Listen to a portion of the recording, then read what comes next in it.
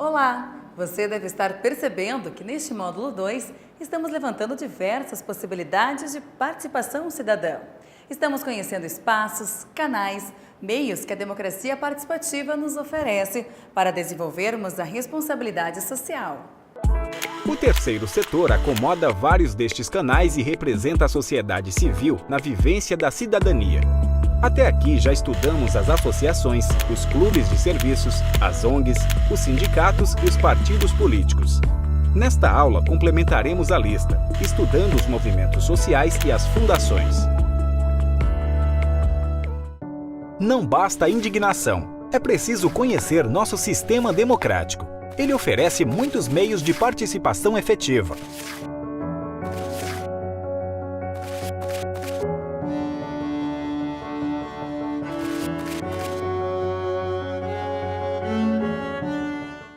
Você ainda lembra o que é o terceiro setor? Pela missão dele, dá para relembrar. A missão do terceiro setor é a transformação social. São organizações sem fins lucrativos que atuam com a finalidade de promover o voluntariado e defender a justiça social. Os movimentos sociais também são do terceiro setor? A resposta à sua pergunta virá com o aprofundamento do estudo sobre os movimentos sociais.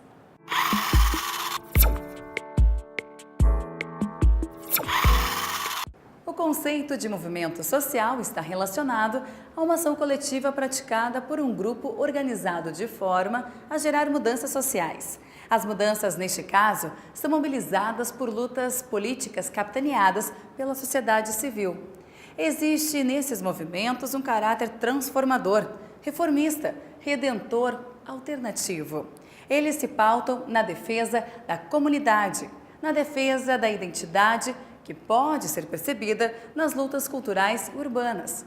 Em todos eles, o cidadão busca transformar a sociedade em que vive por meio do embate político e não apenas da prestação de algum serviço ou assistência. Bom, os movimentos sociais querem a transformação social. Eles procuram dar uma resposta ao que é de interesse da população, só que sem fazerem parte da estrutura pública. Eles também surgem da iniciativa privada com o objetivo de preencher um espaço deixado pelo Estado. Então, realmente, eles compõem o terceiro setor. A animação a seguir destaca algumas características deste canal de participação.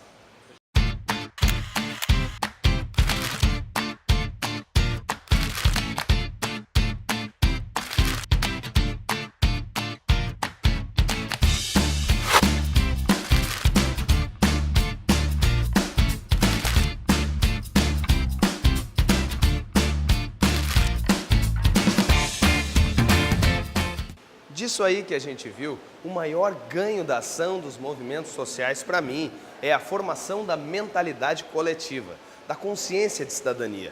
Acho que bem mais do que as outras organizações do terceiro setor, porque a consciência é política e é muito espontânea.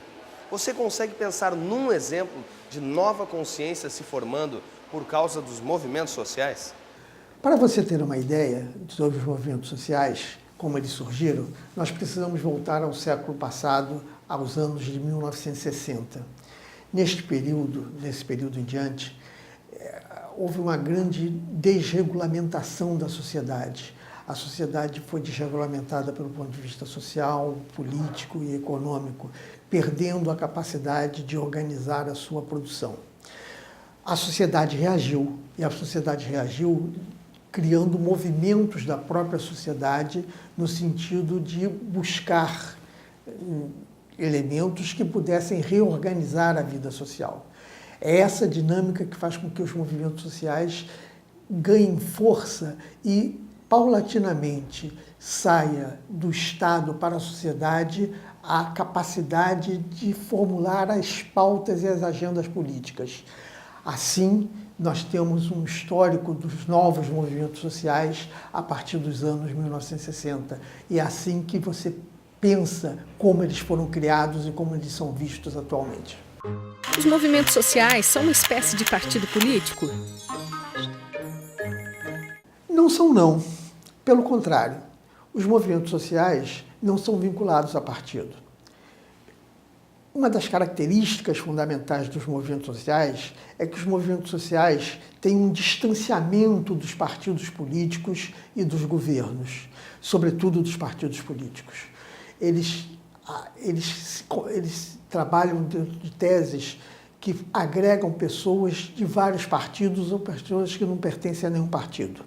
Assim, é importante frisar que movimento social e partido são coisas diferentes. Entretanto, uma coisa os une, é o ativismo político. Tanto movimentos sociais quanto partidos políticos têm como base o ativismo político. E é o ativismo político que propicia o embate de ideias. Embate de ideias é confronto de quereres, de desejos, mas não é briga. É confronto de argumentos, de argumentação, para que uma determinada tese ela se expanda, ganhe defensores ou se modifique. Portanto, é fundamental numa sociedade democrática que movimentos sociais e partidos políticos partam para esse confronto civilizado. Repito, é um confronto, não é briga. A briga não pertence à democracia. O que pertence à democracia é esse embate de ideias, é esse confronto radical, caloroso de ideias e valores. Mas quais são as pautas nos movimentos sociais? Muitas vezes, os movimentos sociais trabalham com pautas que são pautas diferentes das pautas dos partidos políticos, pautas que os partidos políticos não abraçam. Os movimentos sociais, eles têm essa característica. Eles reúnem pessoas altruístas, pessoas de todos os matizes, de todas as origens, voltadas para questões que surgem de repente, que não estão no cotidiano. Por isso, a renovação é permanente da pauta social dos movimentos. Os movimentos eles têm uma riqueza muito grande. E essa riqueza muito grande, em função do desejo permanente da população e da sintonia com o desejo cotidiano da população, que faz com que eles levem essas pautas para a sociedade, da sociedade para o embate com o Estado e com o embate com os partidos políticos, fazendo com que as pautas dos movimentos sociais passem a impregnar os governos e os próprios partidos políticos. É fundamental perceber que para fazer parte de um movimento social, as pessoas têm que dedicar tempo, têm que ser altruístas. Eu já falei isso aqui nesse bloco, mas eu repito isso para perceber que isso as diferencia muitas vezes numa militância, eles preferirem essa militância a uma militância sindical ou uma militância do partido político, que tem pautas previamente definidas. Enquanto que os movimentos sociais podem trabalhar com causas humanitárias mais amplas, como causas de direitos dos animais, direitos dos ecossistemas, direitos ambientais, direitos à vida, enfim. O movimento social ele tem essa flexibilidade que os partidos políticos e os sindicatos não têm pela pauta pré-determinada de partidos políticos e sindicatos.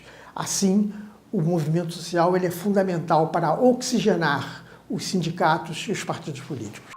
E como são as lideranças nos movimentos sociais? Outra característica importante dos movimentos sociais é que eles não são caracterizados por uma liderança única ou uma grande liderança. Os movimentos sociais, eles se fazem a partir de microlideranças em que cada participante do movimento social exerce num determinado momento, num determinado aspecto, a liderança. Isso é muito importante, pois o movimento social ele se caracteriza pela pauta que ele define e pela sua dinâmica coletiva, e não por seguir uma pessoa ou um líder específico. Assim, muitos dizem que o movimento social não tem líder. Não é isso. É que cada elemento de um movimento social ele é líder, de certa forma, na sua atuação. Assim, os movimentos sociais têm muitos líderes, pequenos líderes.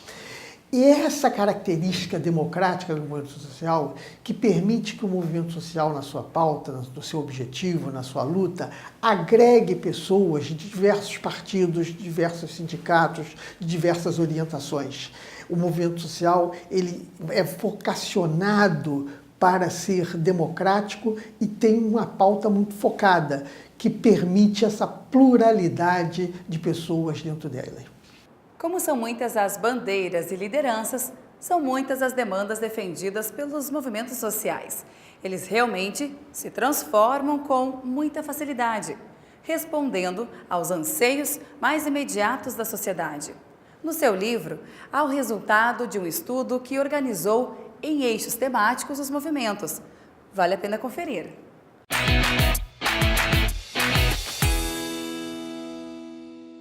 Confira os 14 eixos temáticos que classificam as diversificadas lutas cidadãs.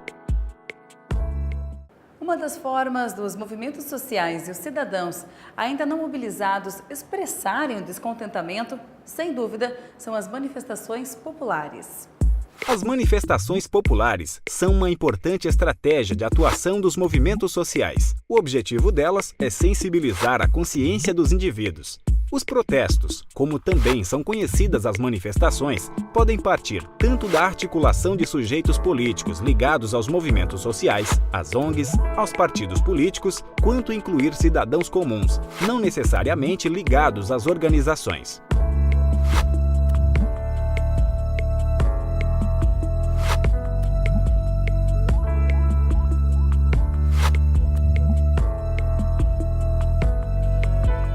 Uma classificação interessante tem surgido nos últimos tempos.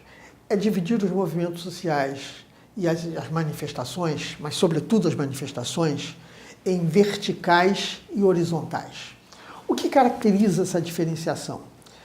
Os movimentos verticais, as manifestações verticais, são aquelas que são chamadas pelas centrais sindicais, pelos partidos políticos e por grandes lideranças, pelo modelo clássico de convocação e de arregimentação de pessoas. Já as manifestações horizontais, elas são até difíceis de prever, pois elas ganham uma característica de serem convocadas por pessoas anônimas, por microlideranças, e elas têm como foco principal de convocação as redes sociais e o espalhamento que se dá a partir das redes sociais.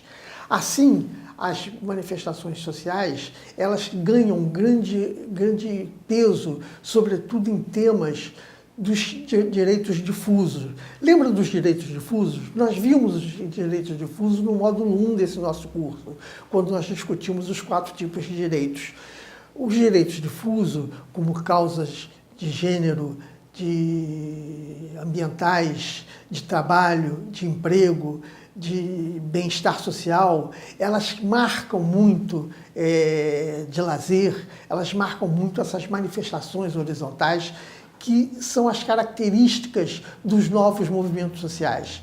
Manifestações horizontais que são essas marcadas pela tecnologia que permite a existência de redes sociais. Qual a diferença entre movimentos e manifestações?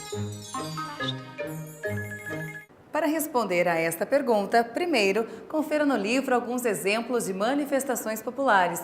Depois, vamos pensar juntos a respeito da diferença entre movimentos sociais e manifestações populares. Não deixe de ler as informações complementares.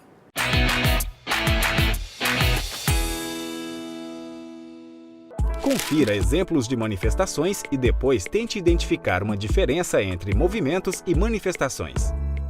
Independente da diferença que você tenha apontado, leve em conta que ir para a rua protestar não faz do protesto um movimento social.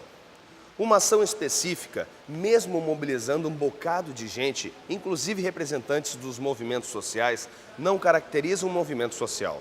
Os movimentos sociais são bem mais duradouros e estruturados. É importante perceber isso. Por serem mais planejados e organizados, os movimentos sociais conseguem estabelecer diálogo com outras entidades, com setores das diversas mídias sociais, com as universidades, com parlamentares municipais, estaduais e federais, com setores da administração governamental e até com pequenos e médios empresários. Os movimentos e as manifestações cumprem um papel importante quando conseguem interferir na pauta política, na agenda política.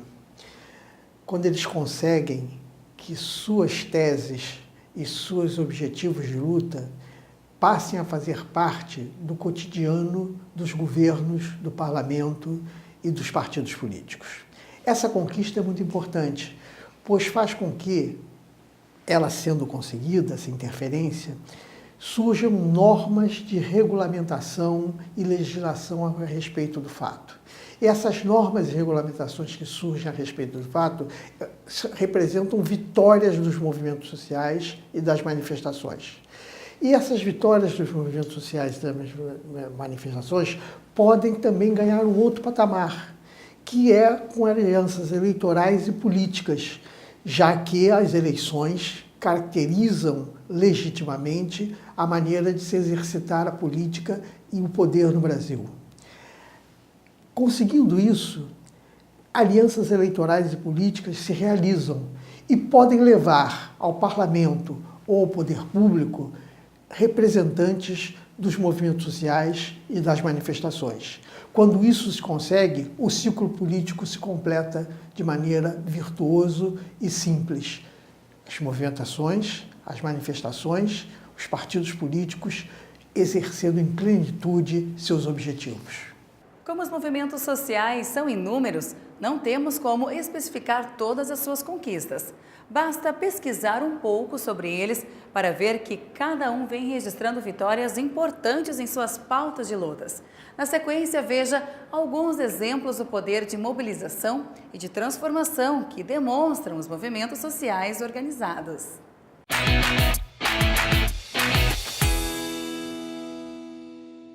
Confira no livro alguns exemplos de conquistas de movimentos sociais recentes. Agora que você já estudou os movimentos sociais, lembre que este canal de participação da sociedade civil tem estrutura para receber todo cidadão que queira se engajar em uma causa planejada. Diante do que você viu sobre movimentos e manifestações e diante do tema da transformação da realidade social, selecionamos para você Junho Abalou o Brasil, um documentário que retrata uma ação do movimento Passe Livre, ocorrido em 2013.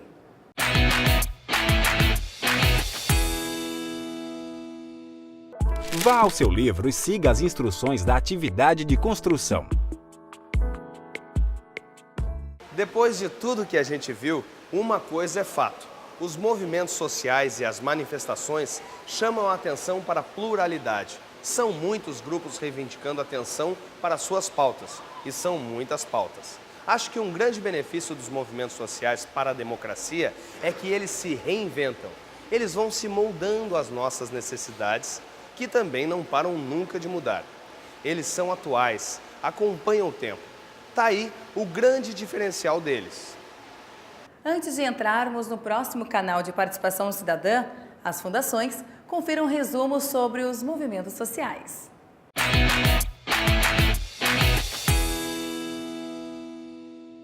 Os movimentos sociais são para causas em que o Estado não consegue atuar. São espaços onde não existem instituições para promover o que é do interesse da população. São resultado de um embate político. Costumam ser orientados por microlideranças. Suas pautas estão em constante renovação. São mais atuais, por isso trazem uma nova visão e são verdadeiros agentes de transformação social.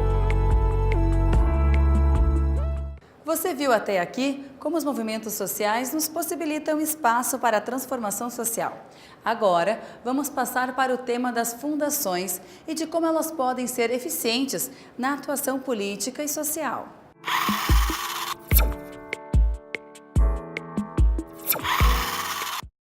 Como outras organizações do terceiro setor, as fundações atuam especificamente em função do bem-estar público. Elas também não visam a lucros ou ganhos de qualquer natureza e podem receber doações tanto do setor privado quanto do público. Esta é uma característica importante para destacar nas fundações, porque além de privadas, elas também podem ser públicas. Além de poderem ser públicas, diferente de outras organizações do terceiro setor, que são apenas privadas, as fundações apresentam mais diferenças marcantes. O elemento essencial que caracteriza uma fundação é o patrimônio destinado a criá-la.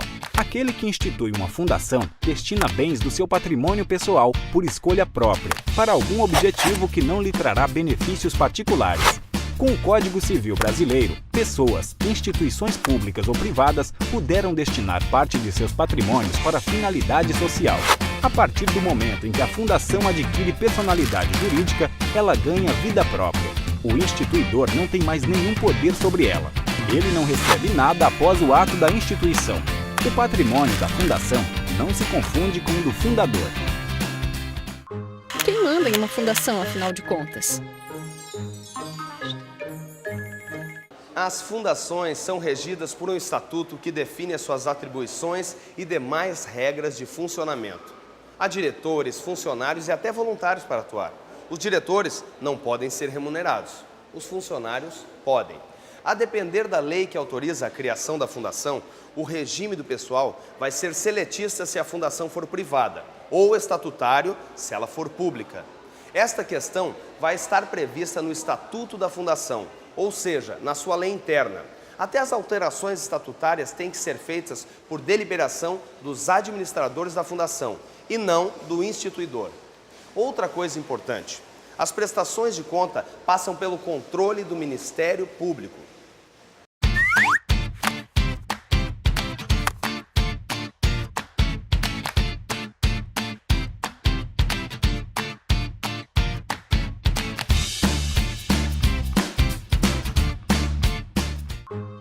Os partidos, eles podem criar e manter fundações? As fundações de partidos são protegidas pela Lei Orgânica dos Partidos Políticos. Uma das exigências legais para elas poderem funcionar é não serem exclusivas dos partidos, apenas vinculadas a eles. Os serviços prestados têm de ser direcionados a toda a população brasileira. Assim, a fundação mantida por partidos tem de trabalhar para o interesse público e não partidário.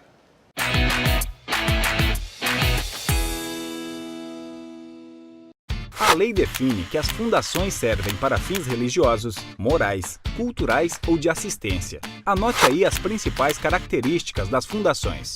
Pessoas, instituições públicas ou privadas destinam parte de seus patrimônios para uma finalidade social.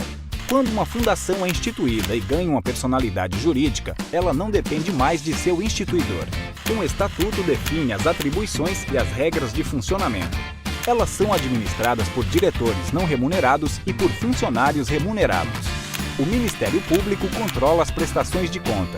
Elas não podem almejar lucro e prestam algum serviço para a população em geral. Agora que já conhecemos o canal de participação das fundações, é interessante conhecer um pouco do que realiza a Fundação Ulisses Guimarães, que financia este curso e o disponibiliza gratuitamente à população. Usando como exemplo a nossa Fundação Ulisses, ela é privada, mas é vinculada ao PMDB.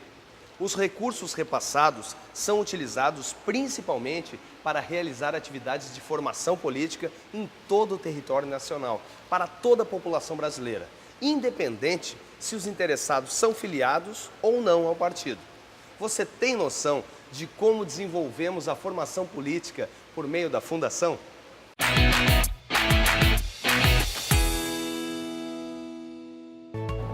Assim como você, hoje, presente aqui, está olhando atentamente a exibição deste vídeo, 200 mil alunos em todo o país, muitas vezes em salas de aulas improvisadas, também passam por esta experiência. Juntos, lado a lado, promovendo uma troca de conhecimentos. Em comum a todos, eu, você, eles, nós, todos acreditam que a educação liberta. 2007. Não foi fácil estruturar um método que atendesse às reais necessidades. E não foi fácil fazer a todos verem essa necessidade da formação. Mesmo assim, como um projeto piloto, o EAD modalidade semipresencial da Fundação Ulisses Guimarães nasceu. 2008. Adotado agora de forma nacional, o EAD apresenta o curso básico de formação política e preparatório para candidatos, de um curso para um programa de ensino à distância. 2009. Prático e de conhecimentos pontuais, o curso para gestores públicos municipais é disponibilizado. 2010. Com uma filosofia que não apenas os gestores possuem a responsabilidade e os poderes de decisão, a formação de agentes de cidadania comunitária se incorpora ao rol de cursos. 2011. No atendimento de uma solicitação dos integrantes do programa, surge um curso leve e didático que muda a vida daqueles que desejam expressar seus posicionamentos adequadamente. O curso de dicção e oratória é abraçado pelos alunos. 2012. Prevendo a efervescência da aprovação do Estatuto da Juventude, bem como das causas deste segmento, é lançada a Formação Política para a Juventude. A nova linguagem e o novo método pedagógico iniciam uma fase arrojada do EAD. Ao mesmo tempo, é lançada a coletânea O Pensamento Político Brasileiro, que reúne obras de 15 grandes nomes que alteraram o cenário político de sua época. Chega o momento em que o programa de ensino à distância torna-se Programa de Formação Política da Fundação Ulisses Guimarães. 2013. Ano marcado pelo lançamento do curso Políticas Públicas de Gênero, afiado nas causas do gênero feminino, e pelos cadernos de gestão, de atualização constante para as questões municipais. 2014. A reforma política torna-se impostergável. A Fundação não foge à luta e promove as discussões em cada ponto, de ponta a ponta do país. 2015. O programa de formação política agora passa a contar com uma modalidade virtual. O primeiro curso produzido neste formato é o Eleições Municipais Saber para Vencer. 2015 ainda nos brindou com uma proposta para retomar a característica de um país combativo, que luta contra o desemprego e preserva a economia. Uma ponte para o futuro foi lançada. 2016 foi o ano da consagração, da colheita de tanta preparação e dedicação pela causa pública. O PMDB bateu recorde, elegendo 1.028 prefeitos e 7.571 vereadores. Quem também superou as metas foi o EAD, com o curso Eleições, que capacitou estes vencedores, com um crescimento de 342% acima do ano anterior. Para encerrar o ano, nada melhor que um inteiro dedicado ao nosso patrono. Nas comemorações do centenário de Ulisses Guimarães, um selo comemorativo marcou todas as produções realizadas no período, além das ações em cada estado. 2017 iniciou com a remodelação dos principais cursos da Fundação. Gestores Públicos Municipais atualizado, com novas ferramentas e também no modelo completamente online. E Cidadania, aprendizagem para transformação social com 3 módulos, ensinando do conceito às mais atuais ferramentas de participação social. Fundações e movimentos sociais são espaços de cidadania que trazem efetivas respostas à sociedade. Com estes 2 canais, terminamos o estudo do terceiro setor. Durante o nosso curso ainda veremos outros canais, mas não mais os abertos por este setor. Revise agora o que vimos nesta aula.